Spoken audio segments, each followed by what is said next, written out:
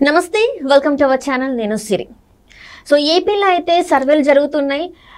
అంటే ఇప్పుడు ఏంటంటే కొన్ని సంక్రాంతి తర్వాత ట్విస్ట్ల మీద ట్విస్ట్లు వస్తున్నాయి సర్వేల ద్వారా. సో ఏంటి ఆ ట్విస్ట్లు ఏంటి, ఏపీలో జరిగేది, అసలు ఏ పార్టీ గెలవబోతుందని చర్చించడానికి మనతో పాటు ఉన్నారు చలసాని శ్రీనివాసరావు గారు. నమస్కారం సార్. నమస్కారం సార్. ఏపీలో ఈక్వేషన్స్ చేంజ్ అయ్యాయని సర్వేలు చెప్తున్నాయి.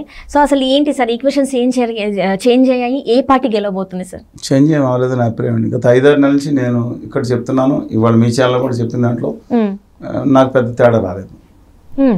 చాలా స్పష్టంగా ఇంతకుముందు ఎలా ఉందో పరిస్థితి కూడా దాదాపు 19-20 వరకు అంటారు అలాగే ఉంది. ఇంతకుముందు ఏదైతే చెప్పానో 105 నుంచి 110 స్థానాలు తెలుగుదేశం, వామపక్షాలు, జనసేన కూటమి పోటీ చేస్తే వస్తాయని చెప్పాను. ప్రస్తుత పరిస్థితి కూడా మినిమం అండి, 105 స్థానాలు మినిమం, 105-110 స్థానాలు మినిమం వచ్చే పరిస్థితి ఉంది. ఇవాళ కూడా ఆంధ్రప్రదేశ్ ముఖ చిత్రం తీసుకుంటే అదే పరిస్థితి ఉందని నేను భావిస్తున్నాను. అంటే ఇక్కడ త్రిపుల్ కూడా అంటే కృష్ణరాజు గారు కానీ లేదంటే లగడపాటి రాజగోపాల్ గారు కానీ పొలిటీషియన్స్ వాళ్ళ సర్వేస్ వేరే ఉంటాయి. నేనేం వాళ్ళతో డిఫర్ అవ్వట్లేదు, కానీ నా ఓన్ అంచనాలు నాకు ఉంటాయి. నేను ఒక 5-6 సర్వేలను పరిగణలో తీసుకుని దాని మీద మేము స్వతంత్ర వ్యక్తిత్వంతో ఉండే వాళ్ళ అభిప్రాయాలను క్రోడీకరించి ఇంతకుముందు 141 స్థానాల పైన వస్తాయి వైఎస్ఆర్ కాంగ్రెస్ పార్టీ టీవీలో చెప్పిందని కొంతమంది రోల్ చేసుకున్నారు. అలాగే కేసీఆర్ గారు ఓడిపోతారని రాజగోపాల్కి పొలిటికల్ సర్వేలు చేసి చెప్పారు కొంతమంది. నేను 80 స్థానాల పైన వస్తాయనుకుని 88 వచ్చినాయి. సరే, మొన్న కూడా మీరు ఏం చెప్పారు, 56 the lowest figure for Congress in Telangana. Lowest వస్తుంది ఎట్టి పరిస్థితుల్లోనూ. 65-70 వస్తాయి యావరేజ్గా అనుకోండి.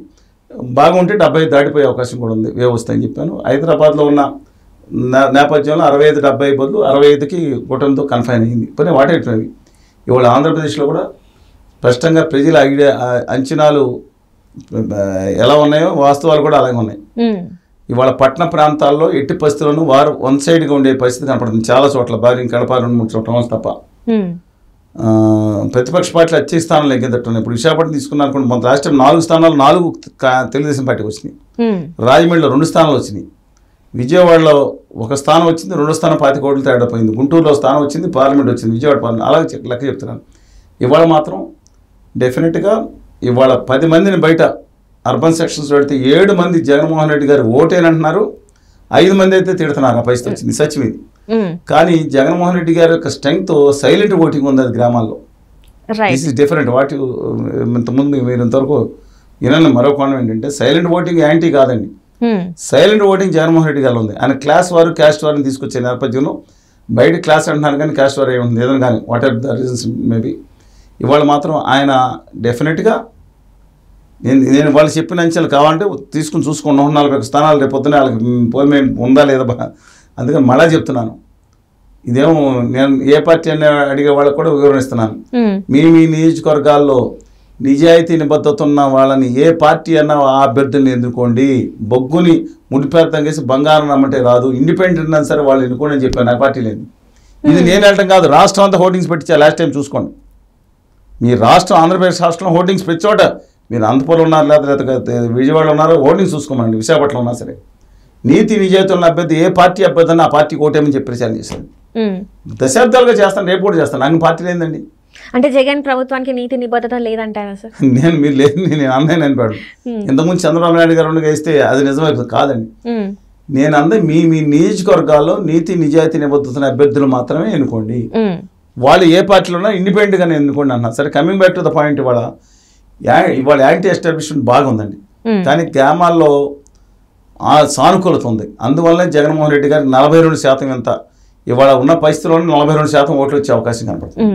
అంటే గ్రామాలలో ఆ పేరు ఆ సేవ చేశారనుకోవచ్చు, డైరెక్ట్ గా ఉపయోగపడిందండి. నేను ఎందుకంటే కొన్ని మనం చెప్పలేము. ఇవాళ డబ్బులతో కొలమానం చేయలేము. ఇవాళ వాలంటీర్స్ మనం అంటున్నాం కానీ 90% మంది వాలంటీర్స్ సేవల పట్ల సంతృప్తిగా ఉన్నారు. ఇది ఒక సత్యమే అండి. అంటే వాళ్ళు కూడా జీతాలు పెంచాలి అని వాళ్ళ వాలంటీర్ల సేవల పట్ల జనం సంతృప్తిగా ఉన్నారు.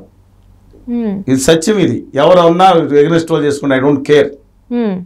ఇవాళ ఇంకోటి కూడా చెప్తున్నాను, ఒకప్పుడు మేము పల్లెటూరులో మీరు ఉన్నారో లేదో, పల్లెటూరులో మేము వెళ్ళినప్పుడు హ్యామ్లెట్ విలేజ్ ఉంటాయి, వాళ్ళందరూ జీపీ దగ్గరికి వచ్చేవారు అండి, గ్రామ పంచాయతీ దగ్గరికి.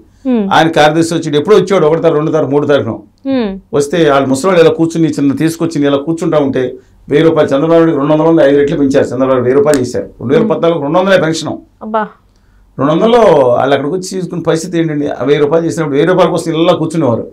లాస్ట్ వెళ్ళిపోవడానికి ఒక రోజు ముందు కొన్ని నెల ముందు 2000 చేశారు. ముందు రెట్రాస్పెక్ట్ నుంచి ఇంప్లిమెంట్ చేశారు 2 నెలలు.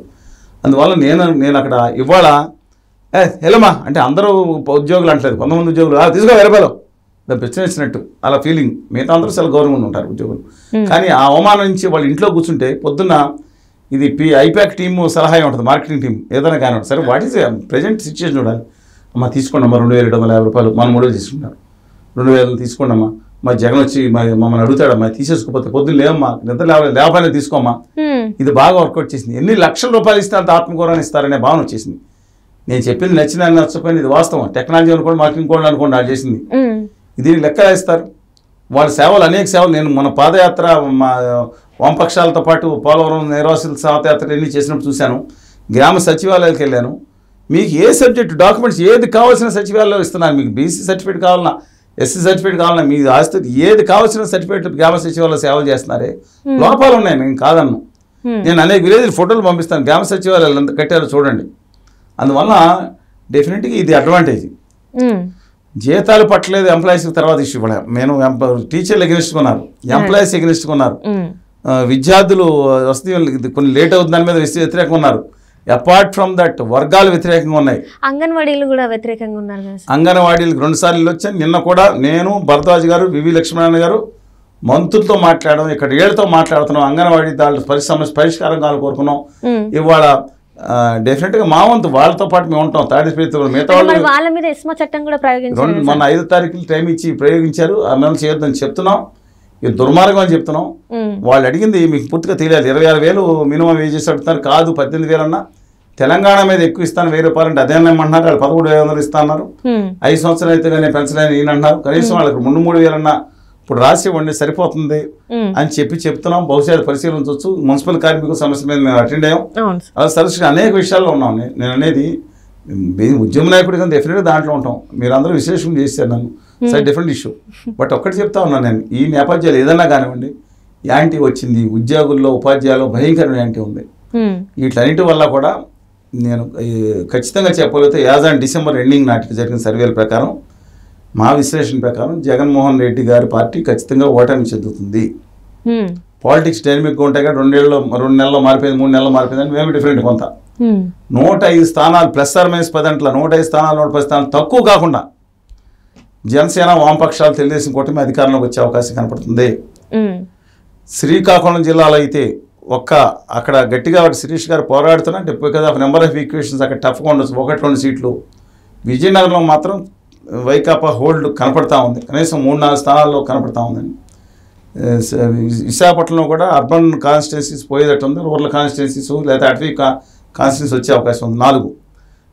అందువల్ల ఈస్ట్ గోదావరి 4-5 కాన్స్టిట్యున్సీస్, వెస్ట్ గోదావరిలో 1 లేదా 2. ఈ 68 సీట్లు 50 సీట్లు తక్కువ కాకుండా తెలుగుదేశానికి, వామపక్షాలకి, జనసేనకి వచ్చే అవకాశం ఉంది వీటికి.